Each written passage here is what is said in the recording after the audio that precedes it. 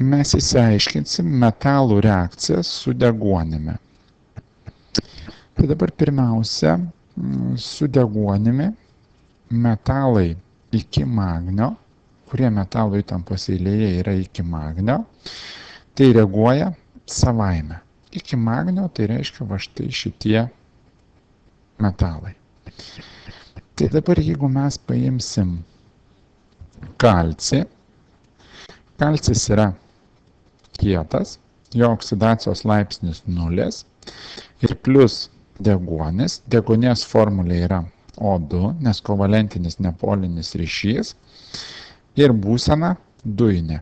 Kadangi kovalentinis nepolinis ryšys dalinių krūvių nesusidaro, tai oksidacijos laipsnis yra 0. Dabar jeigu mes pažiūrėsime į metalų įtampos eilę, tai kalcis yra būtent iki magnio, tai reakcija vyksta savaime. Tai susidarys kalcio oksidas. Dabar jeigu pasižiūrėsim kalcio oksidas, tai kalcis metalas, o deguonis ne metalas, tai yra joninis ryšys, tai formulę pasirašyti galima pasinaudojus jonų krūviais. Tai jonų krūvius metalų galima nusirašyti iš tirpumo lentelės, tai kalcio jono krūvis tirpumo lentelėje susirandame yra 2+. Tai ir pasirašom formulę. Tai kalcio jono krūvis yra 2+, o deguonis yra 6 grupėje, tai turi 6 elektronus, tai jei iki pilnai užpildytos sluoksnio, tai yra 8 elektronų, trūksta 2 elektronų, tai jono krūvis, 2 elektronus prisijungia ir jono krūvis bus 2-. Tai dabar jonų krūvių suma turės būti lygi 0, tai 2 pliusai ir 2 minusai, tai suma lygi 0, tai formulė parašyta gerai. Kadangi tai yra joninis junginys, tai būsena bus kieta. Ir dabar išlyginame deguonies prieš reakciją yra 2 atomai, o po reakcijos 1, tai po reakcijos rašom koeficientą 2. Kai parašome koeficientą, tai kalcio po reakcijos tampa 2 atomai, o prieš reakciją tik tai 1, tai rašom koeficientą irgi 2. Tai reakcijos lygtis išlyginta. Dabar jeigu mes paimsime, pavyzdžiui, aliuminį, tai susirasim metalų įtampos eilėje, aliuminis yra už magnio, tai jau jisai reaguoja tik pakaitinus. Tai dabar, jeigu mes pasižiūrėsim, pasirašysim, tai aliuminis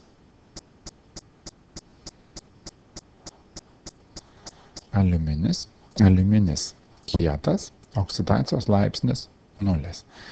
Ir plus deguonis, deguonies formulė O2, būsena dujinė ir oksidacijos laipsnis 0. Tai šita reakcija geriausia vyksta pakaitinus ir po reakcijos susidarys aliuminio oksidas. Dabar vėl aliuminis metalas, o deguonis ne metalas, tai yra joninis ryšys, tai formulę galima pasirašyti pasinaudojus jonų krūviais. Tai jeigu susirasim iš tirpumo lentelės, aliuminio jono krūvis yra 3+, mes jį nusirašome, tai taip ir pasirašom formulę, aliuminio yra 3+, deguonies 2-. Tai dabar pasižiūrim 3 pliusai ir 2 minusai, tai suma nelygi 0, tai išlyginame parašydami indeksus. Ir indeksai rašosi įstrižai, taip, kad suma būtų lygi 0. Tai dabar prie aliuminio rašom indeksą 2, o prie deguonies indeksą 3. Ir kadangi yra joninis ryšys, tai bus kieta agregatinė būsena. O dabar išlyginame, vėl pradedame lyginti nuo deguonies. Deguonies atomų prieš reakciją yra 2, po reakcijos 3. Tai išlyginame, po reakcijos rašom koeficientą 3, o prieš reakciją, prieš reakciją rašom koeficientą 2, o prieš reakciją koeficientą 3. Dabar, kai parašėm koeficientą, tai aliuminio po reakcijos bus 4 atomai, o prieš reakciją tik tai 1. Tai Prieš reakciją rašom koeficientą 4. Dabar toliau dar viena grupė. Tai yra metalai, kurie nereaguoja su deguonimi, tai yra platina ir auksas. Šie metalai todėl yra labai brangus, kad jie su deguonimi nereaguoja. Tai jeigu mes pasirašytume reakciją, pavyzdžiui, platina yra kieta, nes metalas, oksidacijos laipsnis 0 ir plus deguonis, deguonies formulė O2, būsena dujinė, oksidacijos laipsnis 0. Tai net ir pakaitinus reakcija nevyksta. Ir dar ką turite prisiminti, kad metalai su deguonimi paprastai įgyja didesnį jono krūvį.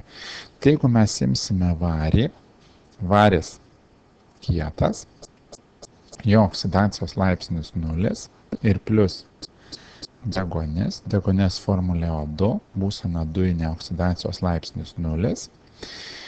Tai pakaitinus mes gausim vario oksidą. Tai dabar vėl, lygiai taip pat kaip ir prieš tai būsiuose atvejuose, varis yra metalas, deguonis ne metalas, tai yra joninis ryšys, tai bus joninis ryšys, tai formulę pasirašom pasinaudodami jonų krūviais.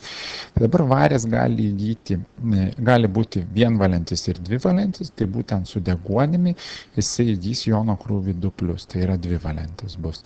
Ir dabar nusirašom iš tirpumo lentelės, tai vario jono krūvis 2+, deguonies 2-, tai būsena bus kieta, nes joninis ryšys. Ir dabar išlyginame deguonies prieš reakciją 2, po reakcijos 1, tai po reakcijos rašom koeficientą 2, tai vario po reakcijos bus koeficientas 2, o prieš reakciją nieko nėra, tai reiškia bus 1, tai irgi rašom koeficientą 2. Tai reakcijos lygtis išlyginta.